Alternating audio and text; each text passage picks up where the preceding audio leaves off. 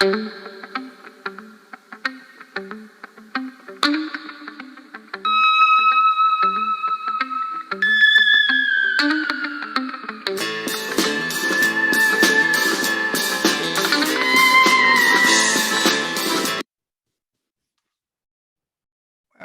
to Straight Shooting News. I'm your host, Bandana Ed, and welcome to our third episode of the Political Pendulum.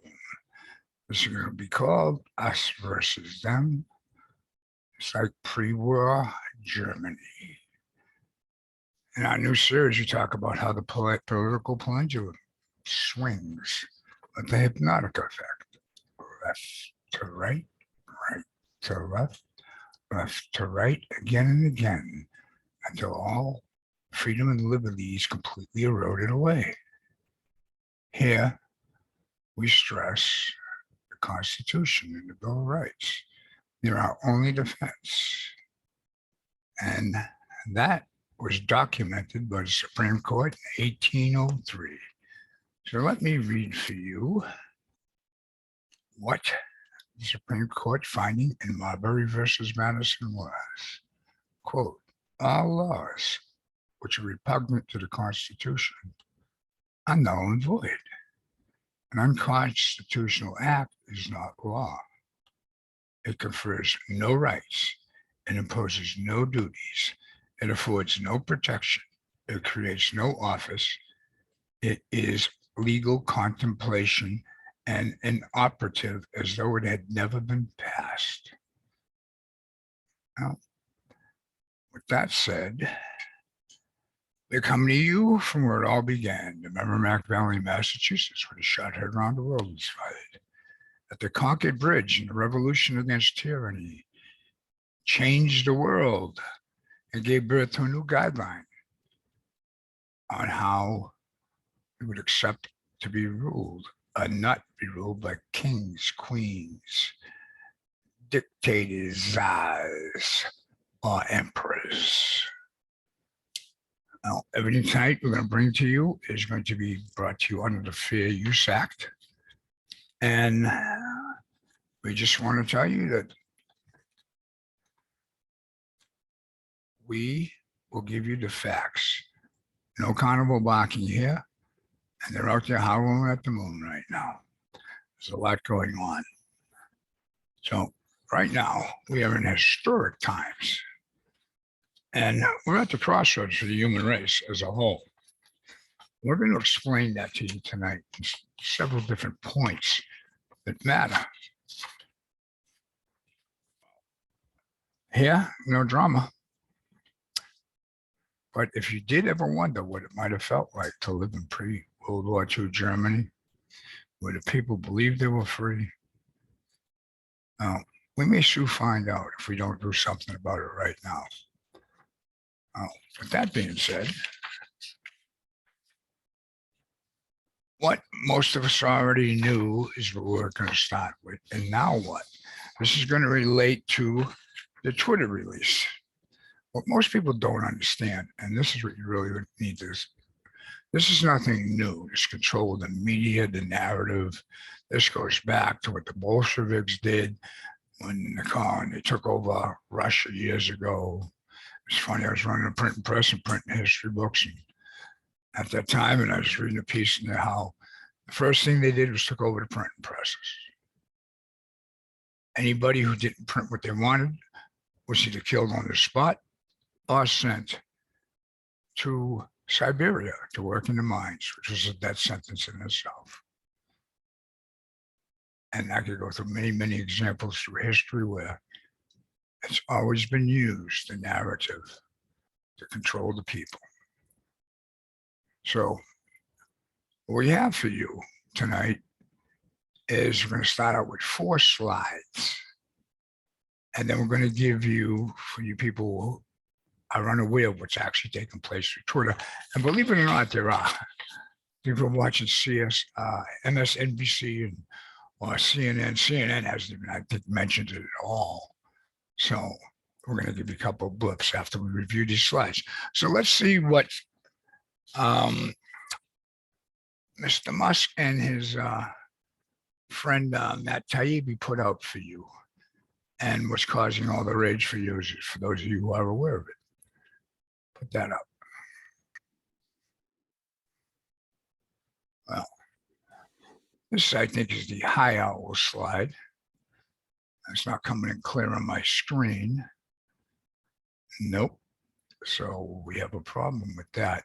So I can't read it to you, but basically from my recall, it turned around and told you that this is what they were doing. And it was all meant to prevent Trump from becoming president. That is quite the statement and proof of how everything can be manipulated. Here again, I can't read the slide too good either, but I believe this was a continuation of how everything was being checked by the Democratic Party and how they were in touch with Twitter. And this one, I think, was Rohana from California, who actually brought up the point that this is a violation of the Second Amendment. Now, on this slide, we have direct communication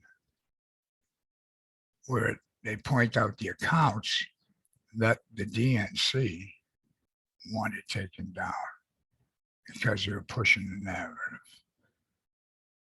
That is alarming. Let's see what we have next. There we go. This one is,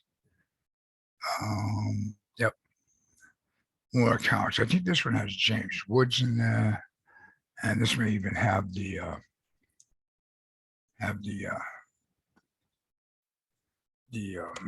McInerney, Trump's communications director at the White House. That's something to be concerned about. So people were not getting the truth right before an election. All right, welcome to Rob Schmidt tonight. We begin tonight with breaking news, and you know the story. Twitter's new owner, Elon Musk, has begun revealing his company's role in the suppression of the Hunter Biden laptop story in the fall of 2020, just before a critical election. The tweets are coming from journalist and author Matt Taibbi, who really tries to stay kind of nonpartisan. If you look at the books that he's written, he is a legitimate journalist, doesn't play to one side or the other, and it appears Elon Musk has brought him on to do some explaining here about what happened to his company, of course, long before Elon Musk acquired it. It talks a lot about how Twitter began as a great resource for unfiltered information, but was quickly corrupted. We're going to get to all of that here in a moment, but first let's just take you back to 2020 and tell you real quick why this is so important. The lead up to a presidential election that was astonishingly close, only about 22,000 votes needed to flip in 2020 for that election to have gone to Donald Trump. Think about that. Think about how close that election was. A laptop computer surfaces in Delaware loaded with verifiable proof of Biden family corruption, detailing Hunter's world tour, following his dad around for years, collecting money from countries that are not so friendly to this country, like China. Money for access to the former vice president, who's now the president of the United States. It was loaded with emails and text messages, 10% for the big guy. You know the story that Bobolinsky verified. Hunter complaining about having to give half of his income to his father. The details were simply astonishing. The man trying to become the president of the United States was, in fact, a visibly corrupt creature of the Washington, D.C. swamp. Those documents are coming out again as we speak, and what they prove so far is very serious. Those documents show a systemic violation of the First Amendment, the largest example of that in modern history. These documents show that, among other things, political officials in the Democratic National Committee were directing censorship at Twitter ahead of the 2020 election. One Twitter official wrote on October 24th, 2020, that he had received, quote, an additional report from the DNC. So the DNC was telling Twitter what to pull off the site, and Twitter was complying. The next morning, to prove it, a Twitter official confirmed the post had been deleted. I grabbed the first one, that Twitter employee wrote. Twitter was also following instructions directly from the Biden campaign in the final days of the presidential campaign. One of the documents proves that officials on the Biden team routinely directed Twitter to remove posts that reflected poorly on Joe Biden. Quote, more to review from the Biden team, read one internal email from a Twitter employee just days before the 2020 election. That email included a list of several Twitter accounts that had criticized Joe Biden. The reply, quote, handled. We just checked. Now, those accounts remain suspended today. So Twitter was permanently censoring users at the request of the DNC and the Biden campaign. That is new. Many suspected it. Now it has been absolutely confirmed by internal documents. And of course, the New York Post Twitter account was banned. Why? Because they had a story that might have changed the outcome of the 2020 election, and Twitter knew that perfectly well. They had accurate information about Hunter Biden's laptop. The Post reporting directly implicated Joe Biden and the Biden family in an ongoing scheme to sell influence, to leverage Biden's job as a government official, to sell the prestige and the power of the U.S. government to China and Ukraine. That scheme, that ongoing scheme that unfolded over years, made the Biden family millions of dollars. 10% of that money was reserved, as you know, for the big guy, Joe Biden. So that was information that might have changed the outcome of the election, and that is precisely why Twitter prevented its users from reading it. Twitter went so far as to block its users from privately sharing the New York Post story on Twitter direct message. So anyone attempting to share the story about Hunter Biden's laptop was told it was unsafe. Now, that measure, preventing users from sharing information privately, is something that Twitter reserves in normal circumstances only in the most extreme cases, Taibbi writes, like stopping the transmission of child pornography. But in this case, information that might have hurt Joe Biden's chances of becoming president were invoked. And they were applied even to the sitting president's press secretary, Kayleigh McEnany. Internally, Taibbi writes, quote, the decision was made at the highest levels of the company, but without the knowledge of CEO Jack Dorsey, with former head of legal policy and trust Vijaya Gotti playing a key role. All suspected, now confirmed. Sebastian Gorka, I believe, is... Well, a couple of things here. Like I said before, that was for the benefit of any CNN, MSNBC viewers who have little or no information on this. And I believe the night when all this broke, CNN did not cover it at all, and MSNBC just put up something condemning what they were doing on Twitter. So let me explain something to you. And this is what we feature each show: Constitution and Bill of Rights. And tonight, in this segment, is going to be basically the First Amendment rights and how important they are. So, you know, people can hate Trump all they want, but suppression of free speech, First Amendment, can be costly to everyone. And we're going to show you more about why in parts 2 and 3. But now, as far as Jack Dorsey, not knowing much about this, well, as a business model and liability reasons, and from owning a business, I learned this quick and right off the bat, and probably in a hard way too, that if you're not present, you're not personally liable. So Jack Dorsey, by claiming he doesn't know anything, and even by Elon and Matt Taibbi saying that he didn't know anything, will protect his wealth. Smart move, legal, it's a legal move. Whether he knew or not, we may never know, but I think that was a point to mention. But let's do our next segment, and this is what happens when big tech is controlling your thoughts and votes. So what could go wrong? Let's listen to this next segment. Sebastian Gorka, I believe, is ready to join us tonight. Sebastian, are you there? Yeah, there you are. Honestly, we're just getting into the beginning of it. I'm going to pull up some of these tweets here on the phone, but just, you know, off the top, the weight of this moment, in your opinion. Well, it's stunning because it speaks to the sincerity of what Elon Musk promised us. Remember, he's been trying to buy Twitter in the name of free speech for months now. He was challenged, had to go to court, and then he actually takes control of it. When was that moment where he carried the sink into the Twitter headquarters? That was, a few weeks ago. And within just the space of a couple of weeks, he said, okay, I'm going to tell you the truth. And through Matt Taibbi, who's, I guess, the closest you get to a journalist on the left today, to give it a little bit of distance from him as the new owner, he's dropping these bombshells. And as you said at the beginning, and I've just been listening to a Twitter MySpace right now to get the latest updates. We're on drop number 9, I think, from Matt. This was available, this kind of political censorship was available to both political sides. Yeah.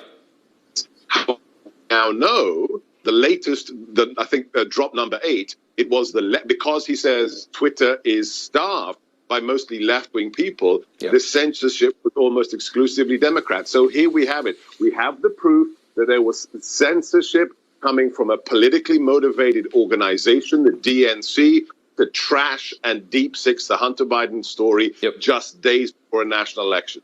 Taibbi says, in an early conception, Twitter more than lived up to its mission statement, giving people the power to create and share ideas and information instantly without barriers. As time progressed, however, the company was slowly forced to add those barriers. Some of the first tools for controlling speech were designed to combat the likes of spam and financial fraudsters. Slowly over time, Twitter's staff and executives began to find more and more uses for these tools. Outsiders began petitioning the company to manipulate speech as well, i.e. the Democrat Party. First a little, then more often, then constantly, Taibbi says. Sebastian, we know the kinds of people that work at Twitter. We know the kinds of people that work in big tech generally. They're saying that there was an open door, there was some kind of a forum to take complaints from either political party, but what did we see? I mean, the only people getting canceled on Twitter, the only people getting shadow banned on Twitter are conservatives. We know that.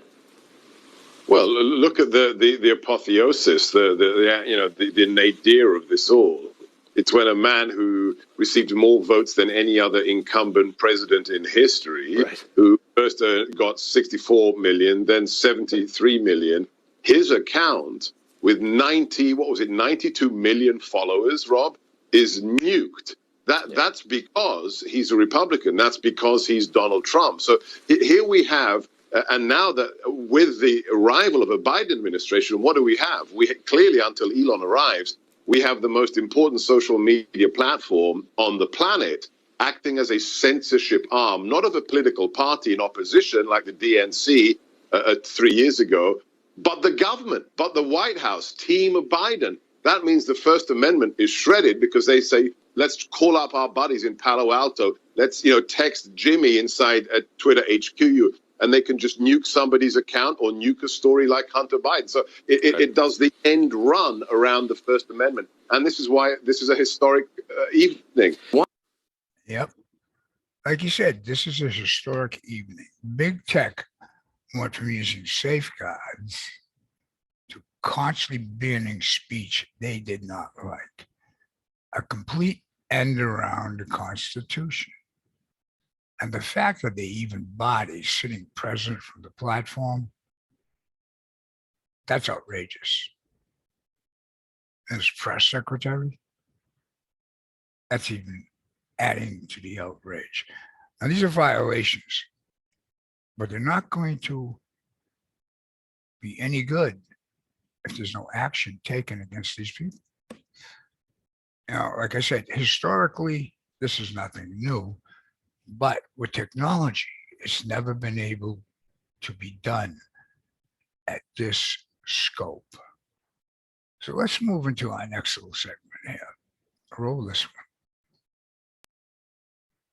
I wanted to speak first to Miranda Devine. She is, of course, a New York Post columnist. We spoke to her at the time, more than 2 years ago, about the censorship of the story. She's since written a book about it called Laptop from Hell, which is excellent. She joins us tonight. Miranda Devine, you are at the very center of this story. What do you make of it?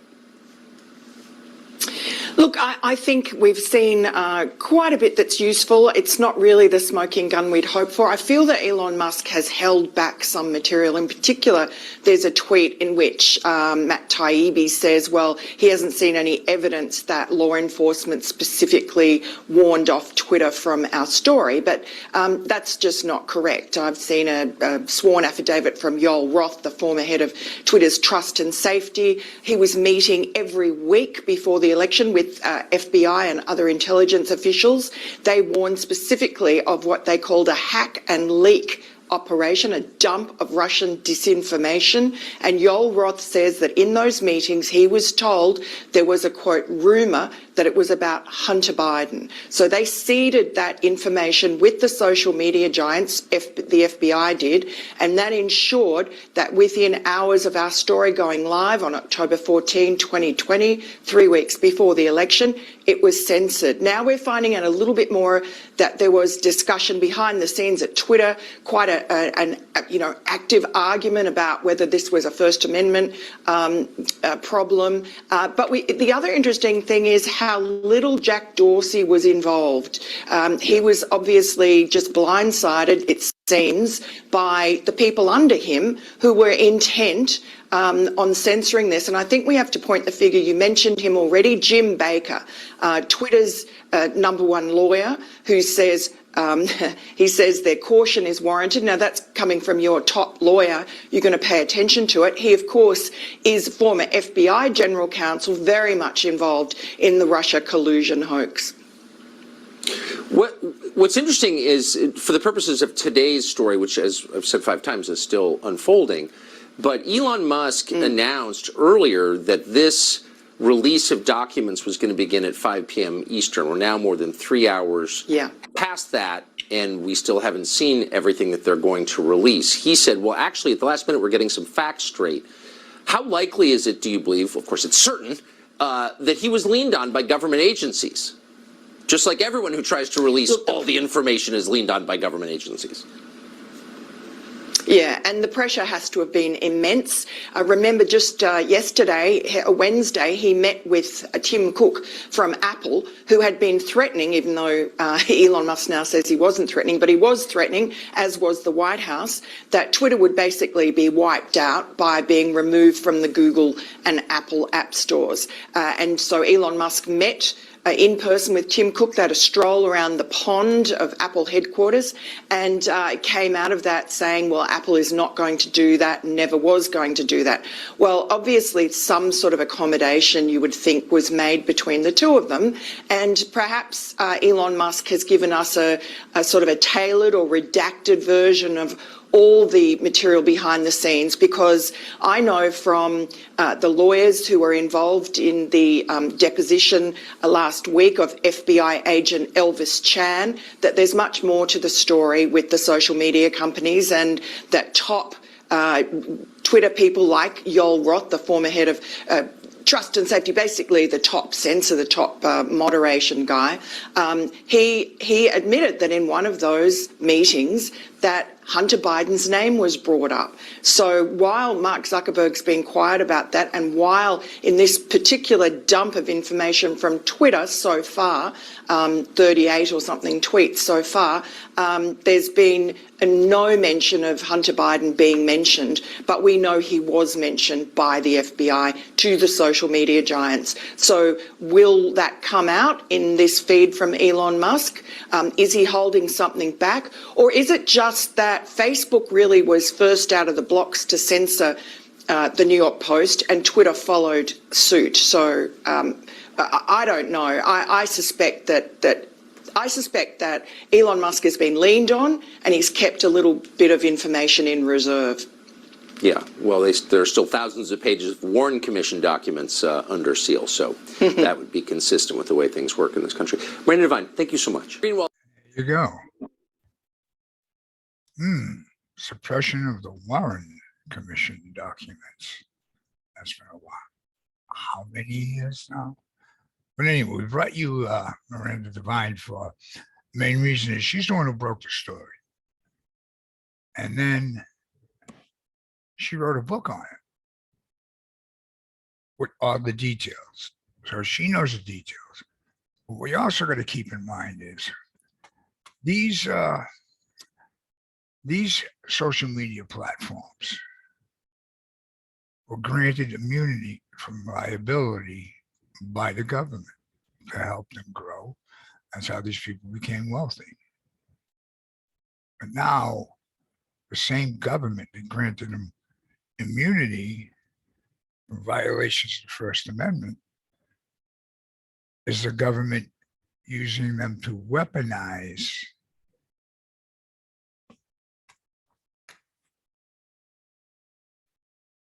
the platforms against their political opponents. That is completely dangerous. Again, we talked about how Dorsey claims he didn't know. Smart move for liability purposes because we don't know how strong these protections really are when challenged in this manner with these circumstances coming up. The government agencies actually leaned on these platforms. That should concern everybody. I don't care what party you're with. Okay.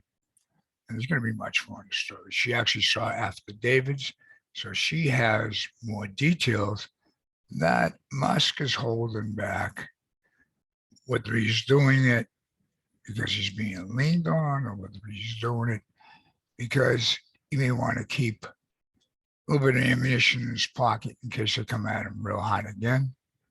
That we'll know in time. But by all this happening, it's a smart move, but it's dangerous to our future.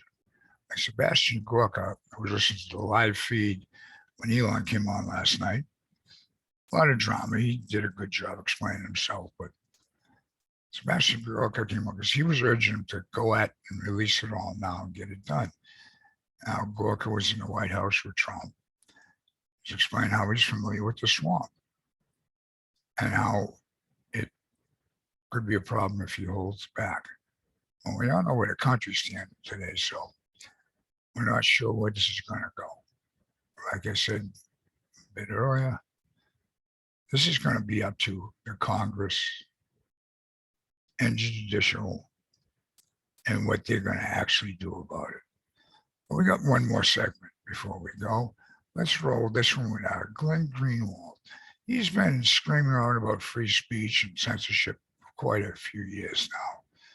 He's also with Substack, the same platform that Matt Taibbi's with. Roll this. Greenwald may be the premier, in fact, one of the few remaining champions of the First Amendment in the entire press corps. He writes on Substack, appears on Rumble. He joins us tonight. Glenn, thanks so much for coming on. So, like 3 tweets into this very long Twitter account from Matt Taibbi, you have Ben Collins at NBC complaining loudly that Elon Musk would dare to release details of censorship. Why isn't the entire press corps out there on the side of free speech and of revealing what we didn't know until now? Because the leading advocates of censorship over the internet in the United States, as surreal as it is, are the employees of media corporations whose HR title is journalists.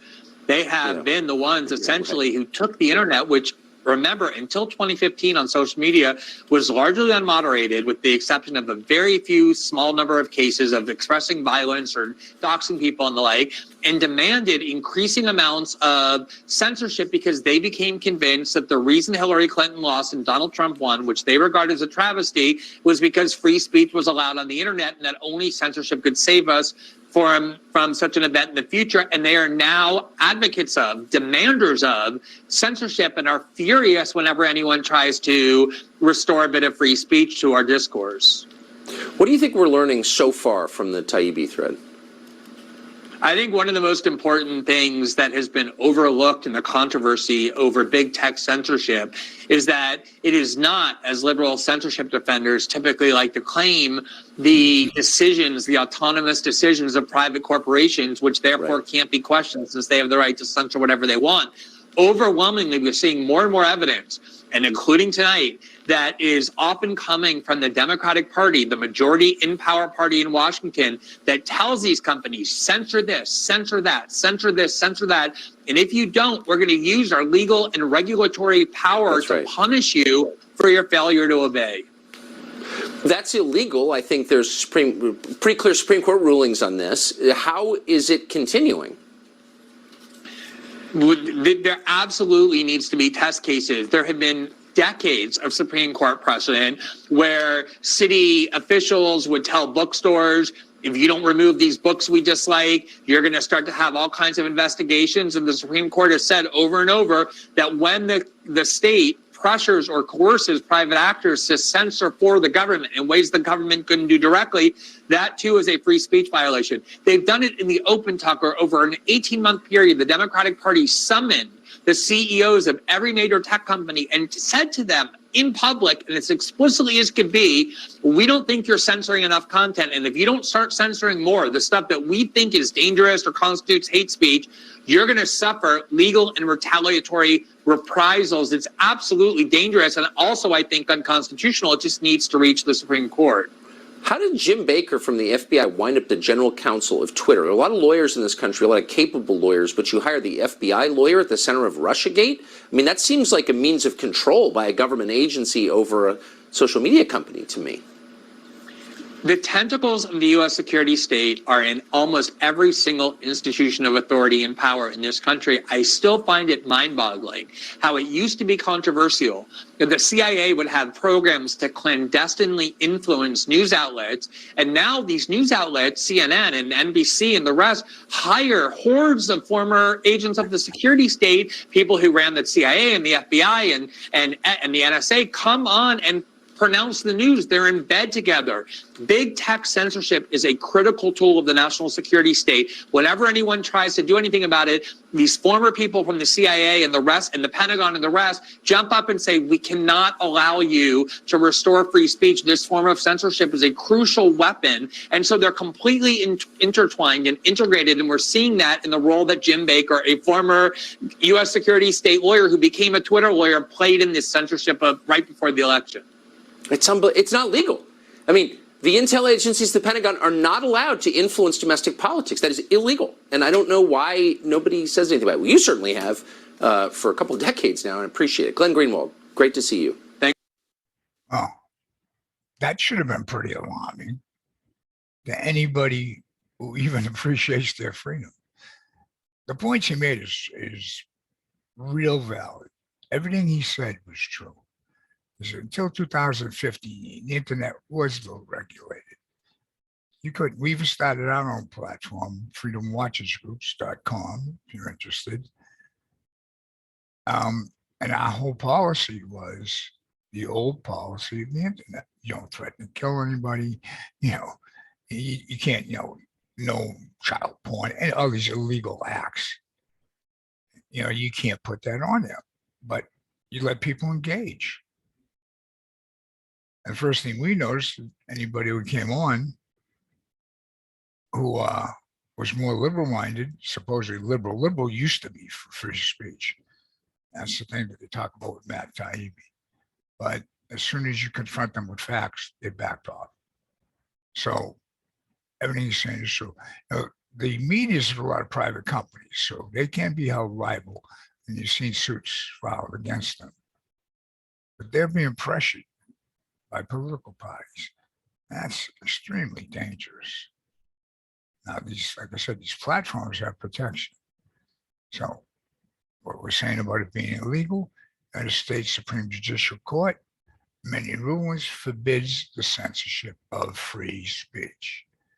The DNC is in violation of the U.S. Constitution for everything they did right there. That's the significance, and that's why there's going to be a lot of outrage and blowback. I don't know how this is going to work out, but I'd be very careful for what the people in charge of our government now, whoever they are, may do. Let that sink in. The FBI lawyer who was in control of Russiagate is legal counsel for Twitter. Now, like I said, whether they like Trump or not, Russiagate was a farce. It's been proven over and over again. Just watching it, many of us know it was a farce. So the legal counsel for the FBI goes in. CIA, FBI, all these other alphabet agencies have violated the U.S. Constitution and Bill of Rights. By the Constitution and the Supreme Court findings, and even by our founders' documents, tells us right now that these agencies have no legal authority over we the people. That was decided back in 1803, like we told you at the beginning of the segment. Your authority must now be limited to maybe just foreign nationals, only with no slippery slopes.